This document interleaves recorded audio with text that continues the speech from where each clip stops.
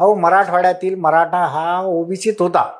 आज आम्ही हैदराबाद स्टेटमधून आंध्र प्रदेशमधून या महाराष्ट्रात आलो नसतो तर आंध्र प्रदेशमध्ये राहिलो होतो. तर आंध्र प्रदेशमध्ये आजही मराठा म्हणून आरक्षण आहे ना. इथं येऊन आमचं आरक्षण कोणी घेतलं? आज स्पष्ट सांगतो की आमचा लहान भाऊ ओबीसी आहे, त्यांनी घेतलं किंवा आम्ही त्यांना दिलं. आम्ही वापरलं नाही म्हणजे मी वापरलं नाही, समजा तू घेतलंय, कोणी ओबीसीच वापरलं ना.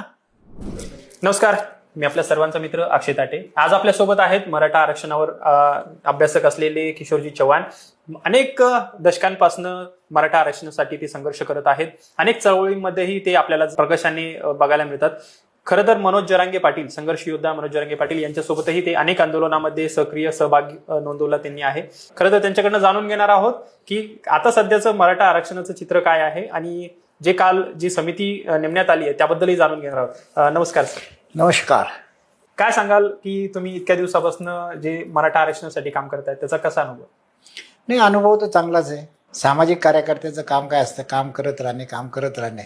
आणि ह्या आंदोलनातून काही समाजाच्या पदरात पडला तर समाधान. या पलीकडं सामाजिक कार्यकर्त्याचा रोल काहीच नसतो.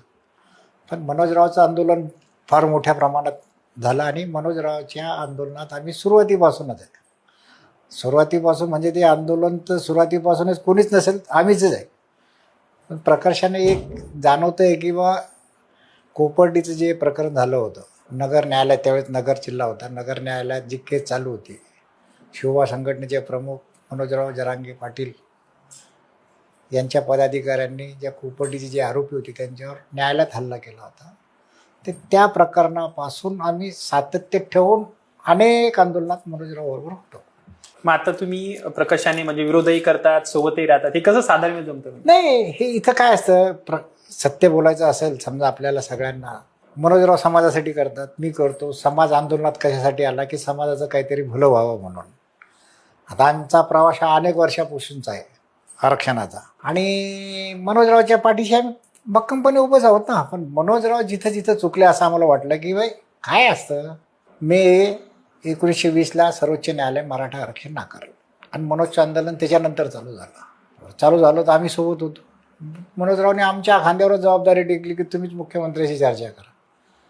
मी नेहमी समाजाला सांगत असतो की सुप्रीम कोर्टाने मराठा आरक्षण नाकारलं, आंदोलन करतो मनोजराव, चर्चेला मला पाठवतो. आता किती मोठी जबाबदारी आहे आणि काय काय बोलावं तिथं. तर तो प्रकर्षानं आम्ही तिथं नवीन विषय हा घेतला की मराठा आरक्षण आम्ही मागत नसून आम्ही कुंभी जातीचे आहोत, आम्ही महाराष्ट्राचे नाही, आम्ही आंध्र प्रदेशमधून महाराष्ट्रात आलेलो आहोत. पूर्वी आम्ही आंध्रात असताना आरक्षण होतं आणि आता आम्हाला कुंभी जात प्रमाणपत्र द्या. आणि ते कसे द्या, काय द्या, त्या मुख्यमंत्र्याच्या बैठकीत आपण ही मांडणी झाली म्हणून ती शिंदे समिती, पहिले ती महसूल समिती नियुक्त केलं, हा प्रवास झाला. पण थोडंसं मनोजराव किंवा मी असेल, 100% कोणताही माणूस परिपक्व नसतो. तसं मनोजकडून ज्यावेळेस मराठवाडा मिळत होतं त्यावेळेस घेतलं नाही असं आमचं म्हणणं होतं. कारण मराठवाड्यासाठी समिती होती, मराठवाड्याचाच विषय होता, विषय वाढला, वैचारिक वाद झाले. आताही माझ्यापेक्षा समाज मोठाच आहे, मनोजपेक्षा समाज मोठाच आहे. आणि मी त्याच वेळी सांगितलं होतं, एवढं मी मनोजराव चुकले बोललो बोललोच. त्यावेळेस माझी हीच भूमिका होती की त्यांनी कधी आवाज दिला तर मी तत्पर त्यांच्याकडे जाईल, कारण ते आंदोलनाचे नेते आहेत. मग त्यांनी आवाज दिला, आम्ही गेलो, चर्चा केलो, आजही आम्ही संपर्कात आहोत, उद्या परवाही जाणारच आहोत. हैदराबाद गॅझेटही लागू झालेला आहे. मराठवाडा आरक्षणासाठी तुम्ही अभ्यास केलेला आहे, मराठवाड्याचा पूर्ण अभ्यास तुमच्याकडे आहे. तर मराठवाडा जो आरक्षणात, आता मराठवाड्याचा आरक्षणाचा प्रश्न आहे त्याविषयी काय सांगाल? आणि आता हैदराबाद गॅझेट लागले तर खरंच फायदा झालाय का? नाही. ज्यावेळेस 2 सप्टेंबरला घोषणा झाली मुंबईला, आंदोलनात आम्ही पण तिथं होतो. मनोजरावने आम्हाला स्पष्ट विचारलं होतं की तुमचे 30-35 वर्ष या विषयात गेलेले, हा GR स्वीकारू का? पण मी खाली होतो, मनोजराव वरती होते, स्टेजवर फार गर्दी होती, सगळं बाकीचा भाग सोडून देऊ आपण. पण त्यावेळेस ते आम्हाला वाचताना आलं, पाहताना आलं. मी खालून जोराने विनंती केली मनोजरावांना की तुम्ही सरकारकडून वेळ घ्या फक्त. आणि मनोजरावने वेळ घेतला. अच्छा, विखे पाटील स्टेजवर होते, वेळ घेतला. हे सगळं व्हिडिओत आलेलं आहे की तुम्ही वेळ द्या. वेळ घेतला त्यांनी आणि आम्ही हो म्हणलो की बघ नंतर काही असेल तर दुरुस्त करता येईल. पण नंतरही आमचा मनोजरावचा ताळमेळ झाला नाही आणि तो GR पात्र अपात्र या शब्दावर पात्र ठरवून काढण्यात आला. आणि आमचं स्पष्ट मत आहे की त्या GRमुळे, त्या पत्रामुळे समाजाला फायदा झालेला नाही आहे. फायदा झालेला असता तर आज आंदोलनाची भाषा मनोजरावनी केलीच नसती. आणि आमच्यासारख्यांनी तर मग तर आम्हाला कुठं मिळालं मग मी मराठवाड्याचंच ना. मागणी काय होती, ज्यांच्या नोंदी नाही आहे त्यांना द्या. कशाच्या आधारे द्या? जनगणना मराठवाड्यात म्हणजे हैदराबाद स्टेटमध्ये जे मराठी होते त्यांची जात कुणबी आहे, गॅजेटमध्ये कुणबी आहे. आणि आपण हे सिद्ध केलं की भाई आरक्षणाचा आधार काय? जनगणना. पण जनगणनाच होत नाहीये तर कसं? नाही, जनगणना झालेली आहे ना आपली, 31 पर्यंत झालेली. त्या आधारे तर आरक्षण आजपर्यंत चालू. SC ST OBC NT बिंटी जे काही प्रकार आहे हे 31च्या आधारे चालू. मग आमचा बी तोच आधार आहे ना. त्या बेसवरच झालं काय तर शिंदे समिती आहे. मग शिंदे समितीने थोडं काम केलं म्हणून समाजाच्या पदरात काहीतरी पडलं म्हणून आम्ही समाधानी आहोत. मनोजराव पण त्याच्यात समाधी असेल मला माहीत नाही. का शिंदे समितीमुळे जे काही 3 लाखापर्यंत आपण गेलेलो आहोत प्रमाणपत्र कुणबी जातीचे, हे काय झालं, शिंदे समितीने शोधले. आमच्याकडे नाही आहे. मराठवाड्यात जे मराठी ना त्यांच्या घरात नाही आहे काही पुरावा विरावा. माझे वडील स्वातंत्र्य सैनिक आहेत, त्यांनीच ऑफिस जाळून दिलेलं होतं, तर काय सापडणार मला सांगा बरं. तर हे शिंदे समितीने शोधलं. तर हे जास्त प्रमाणात शिंदे समितीने आजही काम केलं तर मराठ्याच्या पदरात काहीतरी पडू शकतो. मराठा आरक्षणाच्या नंतर EWS मध्ये मोठ्या प्रमाणात नुकसान झालं असा आरोप मोठ्या प्रमाणात केला जातोय. मराठा समाजाचं नुकसान झालंय, खरंच झालंय का? अजिबात नाही झालं. आम्ही अनेक वर्षापासून काम करतो. EWS मध्ये होतं तर EWS मध्ये किती जाती होत्या? मराठेच होते का? ओपनचे 40% जात तिथे होती ना. असं काय करता? बामण बिमन मुसलमान जे ओपन मध्ये जे अमके ढमके सगळे होते ते EWS मध्ये होते ना. त्याच्यात आपण होतो, त्याच्यात आपल्याला 7-7.5% मिळत होतं, हे मान्य आम्हाला. पण आज तुम्हाला ACBC 10% दिलं ना सेपरेट. 10%. ह्या 10%त एकही दुसऱ्या 40च्या पैकी कोणीच नाही आहे. हे 10% मराठ्याला महाराष्ट्रात फार मोठं आरक्षण आहे. याचा खरंच फायदा होतोय? होतं ना. 10% लागतात. जे काही नोकऱ्या लागू राहिल्या त्याच्यातले 10% ACBC फिक्स. जे OBCत आहे OBCतच आहे.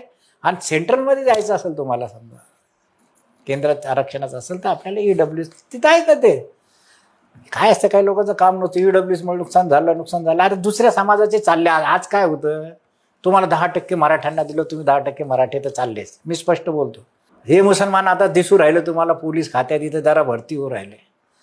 हा, अरे ते दिसणारच ना. ते घर खाली करून आम्ही दुसऱ्या घरात गेल्यावर त्या खाली घरात तर दुसरे येणारच आहे ना. मामन बिमन सगळे ते याच्यात. ते मुसलमान काय 4 लोक दिसले तर लोक म्हणलेले फार मराठ्यांचं नुकसान झालं. आणि मराठ्यांना कोणी मदत केली मग मोर्चाला? हे एवढ्या 100 जाती धरूया आपण, SC ST OBC प्रकारच्याने तर आम्हाला मुसलमानांनीच मदत केली ना. 16 पासून या आपल्या संभाजीनगर मोर्चा निघाला होता ना. कोण आलं होतं? मुसलमानच. मुंबईच्या मोर्चापर्यंत मुसलमानच होते ना. अनेक आंदोलनात मुसलमानांनी सहभाग घेतला, पाणी वाटप केलं, ते तर कोणी नाकारू शकत नाही. त्यांनाही आरक्षण 2014ला भेटलं होतं. पृथ्वीराज सरकारने त्यांनाही 5% आरक्षण दिलं होतं, तेही कॅन्सल झालं. त्यावर काय सांगा? नाही, ते तर मराठ्यांना 16% आणि मुसलमानांना 5% आरक्षण दिलं होतं. मुंबई उच्च न्यायालयात केस गेली आणि मुंबई उच्च न्यायालयाने मराठ्याचं आरक्षण रद्द केलं. आणि शैक्षणिक आरक्षण मुसलमानाचं 5% ठेवलं होतं. पण त्या चळवळीच्या लोकांना ते टिकवता नाही आला. नंतर सरकार कसं आहे, कोणत्या विचारधारेचं आहे, असं तसं ना. आता तर ते जे होतं ते या सरकारने रद्द करून टाकलेलं आहे. त्यामुळं तो विषय संपला आता. बरं, आता तुम्ही मराठवाड्याच्या आरक्षणाचे अभ्यासक आहात, तर सध्याची आता जी समिती बसलेली आहे तर त्या समितीतनं पण काही फायदा होईल का? नाही, सध्या आता आमच्या कानावर आलं आहे की आत्ताच एक नवीन समिती विभागीय आयुक्त यांच्या नियुक्ती झालेली आहे. त्या समितीमुळे तर फायदा होईल नाही होईल तर आता आम्ही आता आज नाही तर उद्या नाही तर परवा मनोजरावशी चर्चा करणार आहे. ज्या काही संधी आपल्या हातातून गेल्या त्या जाऊ द्या. आताही काही संधी आहे. विखे पाटलाशी आपल्याला चर्चा करायला लागेल. ही समिती आहे, या समितीतून काही फायदा होऊ शकतो का? नाही तर मग शिंदे समितीला पुन्हा कामावर लावून त्याच्यातून काही फायदा होऊ शकतो, हे आम्हाला करणं गरजेचं आहे. आणि ह्यासाठी मी उद्या किंवा परवा मनोज जरांगे पाटलांची भेट घेऊ, आम्ही चर्चा करू आणि दोघं मिळून काहीतरी नियोजन करून समाजाच्या पदरात काही पुन्हा काही येईल का, पडेल का, त्यासाठी आम्ही दोघं प्रयत्न करू. बरं, आता येणाऱ्या काळातही उपोषणाचं हत्यार परत एकदा बाहेर काढलं, म्हणजे जूनमध्ये उपोषण करणारे जरांगे पाटील असंही माध्यमांमध्ये बघायला मिळतंय. तर खरंच ते परत एकदा उपोषणाला बसणार आहे का? सामाजिक कार्यकर्त्याकडे काय असतं शेवटचं हत्यार?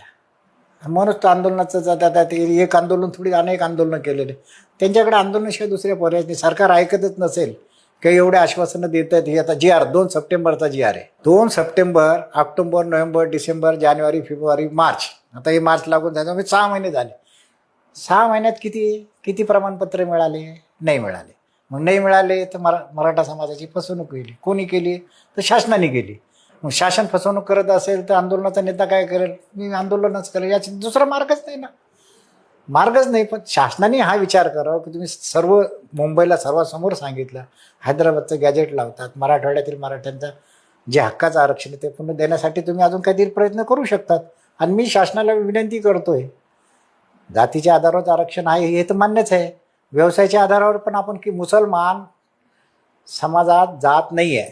42 प्रकारचे व्यवसाय जे आहेत मुसलमानाचे, त्या व्यवसायाच्या आधारे त्यांना ओबीसीचं प्रमाणपत्र दिलं जातं. ख्रिश्चन समाजात 2 जाती 2 व्यवसाय असे आहे की व्यवसायाच्या आधारे त्यांना प्रमाणपत्र देतात. आपल्याकडं पण ही पद्धत कायद्यात आहे. कनिष्ठ व्यवसाय जो काही आहे, समजा शेती कनिष्ठ व्यवसाय, ज्याचा कुणाचा कनिष्ठ व्यवसाय असेल त्यांना कुणबी प्रमाणपत्र दिलं जाते. पण हे सरकार कसं आहे, ओबीसी करतं, ओबीसीचे जे लोकांचाही काही गैरसमज होऊन जातो. म्हणून हे मी तर आज नवीन एक गोष्ट सांगतो किंवा पुन्हा एक गोष्ट सांगतो. अहो, मराठवाड्यातील मराठा हा ओबीसीत होता. आज आम्ही हैदराबाद स्टेटमधून, आंध्र प्रदेशमधून या महाराष्ट्रात आलो नसतो तर आंध्र प्रदेशमध्ये राहिलो होतो. तर आंध्र प्रदेशमध्ये आजही मराठा म्हणून आरक्षण आहे ना. इथं येऊन आमचं आरक्षण कोणी घेतलं? आज स्पष्ट सांगतो की आमचा लहान भाऊ ओबीसी आहे, त्यांनी घेतलं किंवा आम्ही त्यांना दिलं. आम्ही वापरलं नाही, म्हणजे मी वापरलं नाही, समजा तू घेतलंय, कोणी ओबीसीच वापरलं ना. 60 पासून तर आज लावा ना तुम्ही, 25 पर्यंत लावा, 24 चालू झालं. एवढं वर्ष कोणी आरक्षण वापरलं? आम्ही आरक्षण, मराठवाड्यातले मराठी आरक्षण मागतच नाही. आमचं जे ज्या स्टेटमध्ये आरक्षण होतं, तुमच्या स्टेटमध्ये तुम्ही म्हणणार मग मराठीच का? मी हे उदाहरण देतो. आंध्र प्रदेशमधून, ह्या आंध्र प्रदेशची निर्मिती झाली 1953ला, महाराष्ट्राची निर्मिती झाली 1 मे 1960ला. 53 ते 60 आम्ही कुठं होतो? आंध्रात होतो. बरं, आम्ही होतो म्हणजे कोण? ह्या मराठवाड्याचा भूभाग मराठी बोलणारा तिथं होता, आंध्रात होता. मग इथं आल्यानंतर काय केलं महाराष्ट्र सरकारने? तिथं जे एससी होता त्याला एसटीत टाकला, तिथं एसटी होता त्याला एसटीत टाकलं. जे ओबीसी होते आंध्रातून इथं आले त्यांनाही ओबीसीत टाकलं. अरे आम्हाला मराठ्याला काढलं ना. याला जबाबदार कोण असेल? सरकार. त्या काळचं मराठ्याचं अज्ञान सरकारच. मला सांगा ना, तुम्ही सगळ्यांना घेतलं ना, मराठ्याला का काढलं? मग त्याच्यामुळं नुकसान काय झालं की मराठवाड्यातील मराठ्यांचं शैक्षणिक, आर्थिक, सामाजिक फार मोठं नुकसान झालं. ही धगधग मराठवाड्यात काय आरक्षणाची? किती आत्महत्या झाल्या? सरकार तरी सांगू शकेल का आरक्षणावर किती आत्महत्या झाल्या? 16 पासून आपण आंदोलन धरू, 16च्या पूर्वीपासून धरू आपण, समजा मनोजच्या आंदोलनात तर किती आत्महत्या झाल्या? याला जबाबदार कोण आहे? का होतंय? आम्ही आमच्या हक्काची लढाई लढतोय आणि ओबीसीने बी गैरसमज दूर करावा. एवढ्या वर्ष आमचं आम्ही आरक्षण घेतलं नाही, तुम्ही लोकांनी वापरलं. आता आम्हाला मिळत असेल, आम्ही मागत असेल, सरकार देत असेल, विनाकारण गैरसमजत करू नका. आणि हे 2-4 टोळके असतातच. आमच्याकडे हे 2-4 पागल, तुमच्याकडे बी 4-5 पागल आहे. त्याच्यामुळं मराठ्यात आणि ओबीसीत वादच नाही आहे ना. नाही तर कोणी आम्हाला चर्चेला बोलवा, ओबीसीच्या कोणत्याही महारथीने बोलवा, अभ्यासकाने बोलवा चर्चा. मी अभ्यासक नाही. आता आमचे सहकारी मला किशोर जाणं, ह्या 94 पासून या चळवळीत मी काम करतो. एवढं माझं आहे योगदान. काय अभ्यास विभास नाही, हे सगळं डोक्यात असतं, काम केलेलं बोलत असतं. छात्र घडले ते वडील स्वातंत्र्य सैनिक होते म्हणून कळालं की आपण आंध्र प्रदेशमध्ये होतो, हैदराबादमध्ये होतो, आपण ह्या महाराष्ट्रात आलो, नुकसान झालं. पण आज थोडंफार समाधानी आहोत. आणि मनोजरावची आमची एकच विनंती की तुम्ही आरक्षणाचे कळस व्हा. तुमचं योगदान फार मोठं आहे. समाजाला जे काही मिळणं अपेक्षित होतं ते मिळालं नाही. आम्ही समाधानी आहोत, कारण आम्ही पायरी विषय झाला, आम्ही पायरी झालेलो आरक्षणाची. ती पायरीवर आहे आमचं. आम्ही दगडावर लोक येतील, पाय देतील, तुम्ही कळसा, तुम्हाला पाहू द्या. तुमचं योगदान फार, आणि तुम्ही देऊ शकता. म्हणून मी उद्या परवा जातोय, चर्चा होईल. चर्चेतून विखे पाटलांची काही भेटता येईल का, अजून काही करता येईल का, दोघं मिळून ठरवू. आणि समाजाच्या अजून आरक्षण कसं समाजाच्या पदात पडत त्यासाठी आम्ही प्रयत्न करणार आहोत. आता सध्या तुम्ही जसे आता अभ्यास महत्वपूर्ण बोललात, तसं ओबीसीमध्येही काही नेते आहेत की जे आरक्षणाच्या बाजूने आहेत, परंतु विरोधक जास्त दाखवले जातात. तर यांच्याशी कसं निगोशिएशन करणार किंवा विरोधकांना काय सल्ला द्याल? कसं असतं, हे काही लोक आहे ना, समजा मी असेल, मी जसं सांगितलं, मी कार्यकर्ता आहे मराठा आरक्षणाच्या चळवळीचा, मी एक कार्यकर्ता, ते पण चळवळीचे. पण आमच्यावर कोणत्याही राजकीय माणसाचा हस्तक्षेप नाही, हात नाही, त्याच्याकडे दबलेलं नाहीये. आम्ही स्वाभिमानी, आम्ही भलं, आमचं काम भलं, तुमच्याशी आमचा काही संबंध नाही. तुमचा रोल राजकीय लोकांचा विधानसभेत तिकडं तुम्ही ही आमची मंडळी. दुसरी कोणी असेल, मी नाव नाही घेत किंवा डायरेक्ट इशारा, पण हे सगळेच तसे असतील. पण काय असतं, राजकीय लोकांचा प्रभाव असतो. मग राजकीय लोकांचा प्रभाव असला तर मग काही बडबड करायला चालू करतात. मनोजबद्दल काही बोलणार, ते असं करणार होता, असं वाटतं की काही एखादं नियोजनच केलं काही असं होतं. ते आमच्यातला भाग नाही, त्याचं आमचं राजकारणात काही संबंध नाही. तुम्ही तुमचं काम भलं, तुम्ही भले, आम्ही भले, आमचं काम भले. तुमच्या ताट्याखालचं मांजर आम्ही कधी झालेलं नाही. स्वाभिमानाने राहणार, स्वाभिमानाने काम करणार. तसं त्यांनीही करावं. तर काही होत नाही ते. मग विनाकारण हे असं बोललं तसं बोललं, मग त्यांच्याकडचे 10 पागल, आमच्याकडचे 15 पागल, ही चर्चा होती ना. असं वाटतं की मराठ्यांना ओबीसीत काय वाद झाला, तर एवढं इलेक्शन झालं झेडपीचे, कोण उभं राहिलं, काय नुकसान झालं ओबीसीचं. अहो आम्ही तर म्हणतो जोपर्यंत इथं मराठा येत नाही प्रामुख्याने, तुमच्या चळवळीत ओबीसीत मराठे आले, हे आरक्षण कसं टिकवायचं आणि आरक्षणाचे अजून कसे फायदे घ्यायचे, ते तर आपोआप हे मराठी लढणार लोक हे तर आपोआप करून दाखवतील तुम्हाला. हा वैचारिक वाद आहे, आणि काही हा वैचारिक वाद हळूहळू कमी होत असतो, जसं आज कमी झालेला आहे. तर आता येणाऱ्या काळात मराठा आरक्षणाची दिशा कुठं असेल? बस उद्या परवा आम्ही जातोय, चर्चा होईल, चर्चेतून पुढे दिशा निर्माण होईल, आणि काय होतं नाही होतं ते समाज पाहिलंच. उद्या मला विचारणारे लोक आहेच, मनोजला विचारणारे लोक आहेत, बाबा तुम्ही करतायत. आता तर आमचं सगळं एकमत झालेलंच आहे, चर्चा करणार, समाजासाठी एकत्र येणार, नियोजन करणार, पुढं जाणार. अजून समाजाच्या हातात काही लवकरात लवकर काय प्रमाणपत्र पडते त्यासाठी आम्ही प्रयत्न करणार. बरं, जनतेला काय आश्वासन देणार? जनतेसाठी काय आश्वासन देणार? समाज आमच्यासाठी फार मोठा आहे, 30 वर्षापासून काम करतोय, अजून काम करत राहावं. तब्येतीने साथ दिली तर अजून मोठ्या प्रमाणात काम होईल. आणि समाजासाठी अपेक्षा काय, आशीर्वाद दिलेला आहे तसाच आशीर्वाद राहू द्यावा. निश्चितच. खरं तर ही चर्चा न संपणारी आहे. आपल्यासोबत खरं तर अमूल्य वेळ काढून वेळ दिलेले मराठा आरक्षणाचे अभ्यासक किशोर चव्हाण आपल्यासोबत होते. खरं तर त्यांचा अनुभव मराठा आरक्षणासाठी खूप महत्वाचा आहे, आणि त्यांनी जसं सांगितलं की मराठा आरक्षणासाठी जे काही हैदराबाद सरकारमध्ये किंवा हैदराबाद निजाम सरकारमध्ये आरक्षण होतं, आंध्रमध्ये जे आरक्षण होतं तेच आरक्षण देण्यात यावं असंही त्यांनी स्पष्ट केलं आहे. खरं तर आपला अमूल्य वेळ दिला त्याबद्दल खरंच धन्यवाद. धन्यवाद. जय शिवराय.